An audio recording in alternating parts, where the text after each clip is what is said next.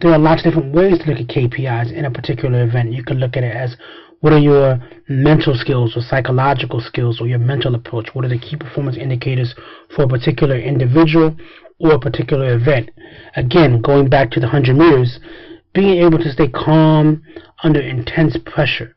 A lot of people approach those short sprint and hurdle events as they only take anywhere from 9 to 13 seconds, and you have a lot of things you need to execute and coordinate, and having the right mindset for that event, meaning when people are hitting hurdles around you, when somebody might be ahead of you in one of those races at the second hurdle, third hurdle, or even at 40 and 50 meters, having the right mental approach and being resilient enough to recover from those situations, which may or may not be a mistake, is really important.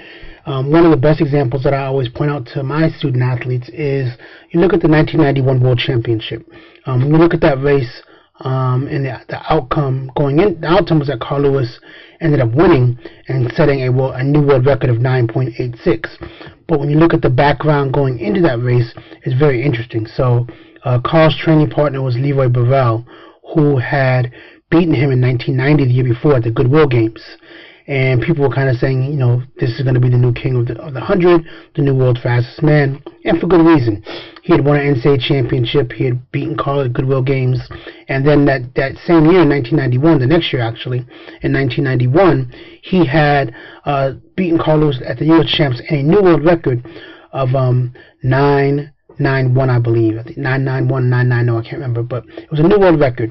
And Carl, at those same championships, had run a pretty good race. He was customarily behind at 40, 50 meters, but came on like gangbusters to run 993, which was just off the old world record of 992. So anticipation had been building all summer long leading to the World Championships. And Dennis Mitchell, who himself was another world-class competitor, was the third person on the U.S. team. So going into the World Championships, anticipation was very high. At the meet, people went through the rounds, people ran fast, and so one of the you had people like Frankie Fredericks in the race. You had Linford Christie, you had Raymond Stewart, a bunch of really good people. So Dennis Mitchell got the fastest start of the race. Some people say he even caught a flyer. The starter did not recall the race, so they kept going, and the field was gone. I think Carl Lewis was in 4th or 5th place, maybe even 6th place at 40 meters.